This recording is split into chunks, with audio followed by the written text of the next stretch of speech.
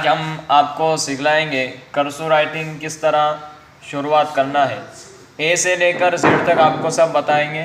اب ہم اے سے شروع کرتے ہیں کہ کس طرح اے کو لکھنا ہے. اس طرح قلم رکھ کر گول دائرہ بنا کر اوپر کی جانب لے جانا ہے.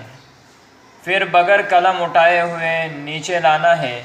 اسی طریقے سے پھر واپس لے جا کر اس طرح گھما کر یہاں پر قلم چھوڑ دینا ہے تو آپ کا یہ بن جائے گا. اسی طریقے سے ہم پھر سے دوبارہ اس کو بتا دیتے ہیں اے کس طرح بنانا ہے. اس طرح قلم گھما کر اوپر کی جانب لے جانا ہے اور بغیر قلم اٹھائے ہوئے نیچے لانا ہے. پھر دوبارہ قلم بغیر اٹھائے ہوئے اس طرح گول دائرہ بنا کر چھوڑ دینا ہے تو آپ کا یہ بن جائے گا.